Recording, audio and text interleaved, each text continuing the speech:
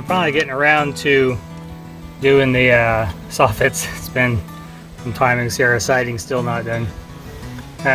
So all we're doing is just doing basically, there's a tongue and groove. I've heard it called shiplap. I've heard it called beadboard, all sorts of things. So on our panels, so this is the beaded side that we're not going to use. What I'm doing is the other side, we just painted brown. This is the flat, smooth side. The beaded side we're going to use underneath the decks, and I'll actually stain this, not just paint it brown. But over there, I've got the first couple ones up, and now I'm just running wires between the lights here. So I had to mount this light, and then I've got 2 more lights, and then I've actually run out of light boxes because Home Depot hasn't had them for a while. So I can get about 3/4 of the way down on this side, and then I'll be stuck until I can get another electrical box.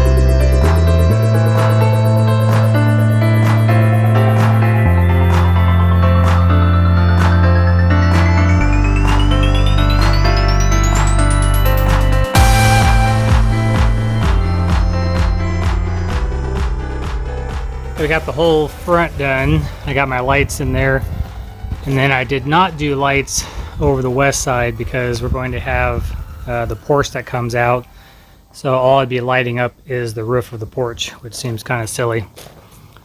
Venting wise, I'm going to figure something out.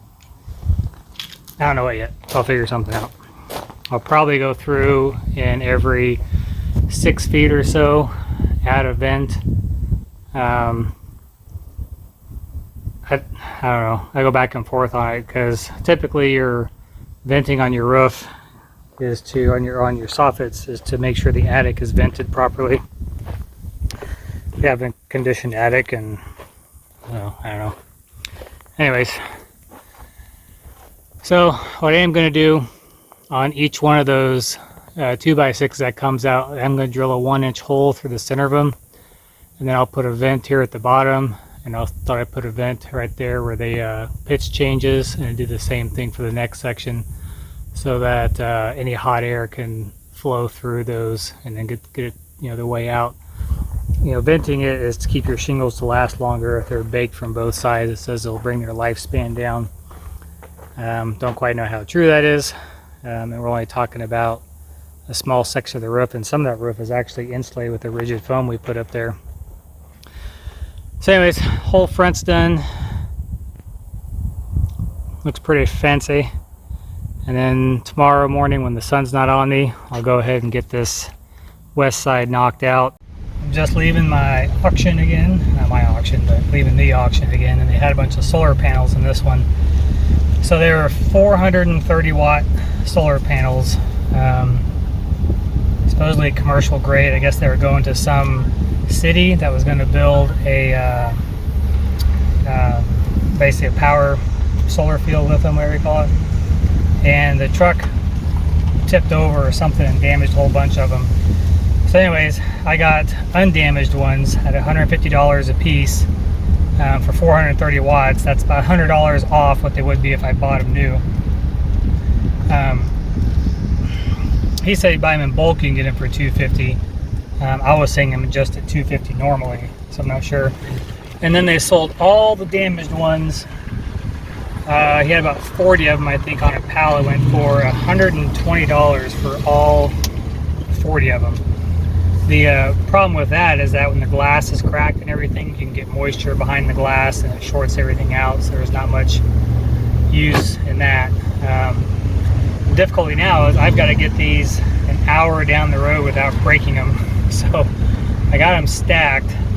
When they ship them, well, I guess my other ones came stacked on top of each other, layered this way. These are a lot bigger, and they were layered vertically instead of horizontally, so I couldn't do them vertically, so I got them laying horizontally, and I got some cardboard in between them, in between the bottom one and the top one anyway, so we'll see. Hopefully I'll get back and I'll have 20 good panels still. So with these being 110 watts more than my previous panels that I bought, those were 320 watts that I put on the that's on our roof right now. We have 48 of those. I have 8 to a string, so I only need 6 of these to a string, so I've got 3 strings back there and then a couple extras, so in case one does break on the way, I have at least 2 spares, I guess. So I'm just going to take it slow and avoid as many bumps as I can, but this should hopefully go on the shop. We found that we've got 15.3 kilowatts on our roof right now, and we have never, the highest I've ever seen us pulling the charge in on a fully sunny day was maybe 8 kilowatts.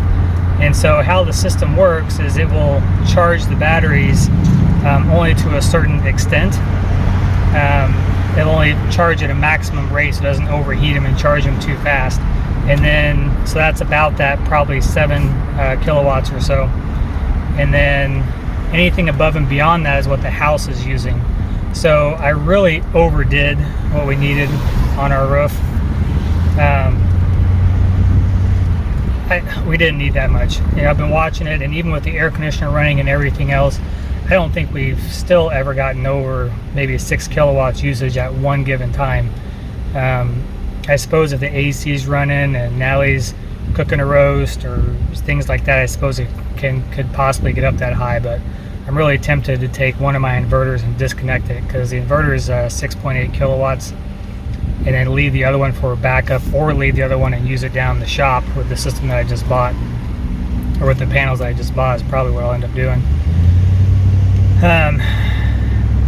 So anyways, basically we looked at what our usage was at our previous residence, and added it all up and figured, well, hey, we need at least 15 kilowatts. didn't need it at all.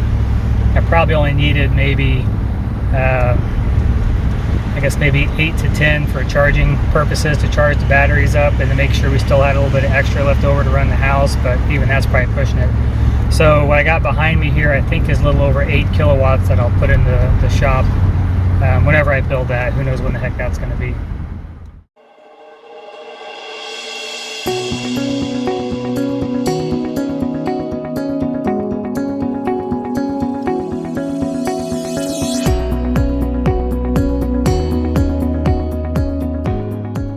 Drilling out my vent holes, and I decided to run a wire up from the soffit outlet down there, which was to run Christmas lights and things. Figured I'd run one up here to the peak as well, and I forgot about those nasty guys right there. I'm gonna go get on my bee suit and knock them down before they decide to get me.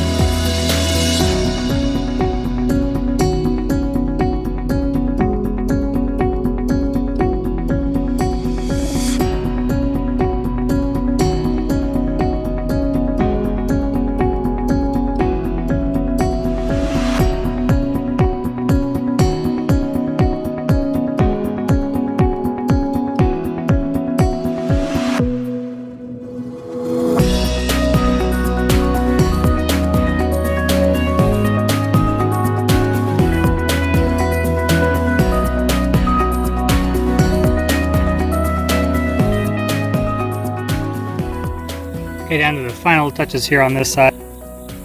Got all the soffit material in, and all the way up into here. Got a little paint work to do there, but now I'm going to go ahead and hang the pulley.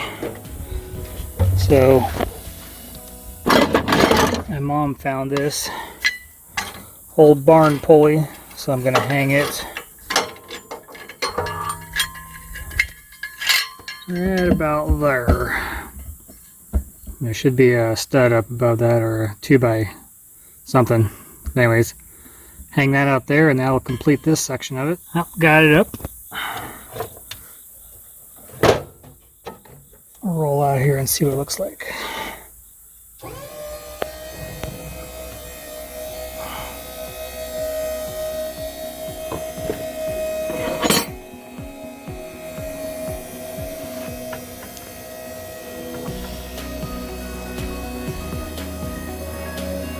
Well, it looks like a pulley.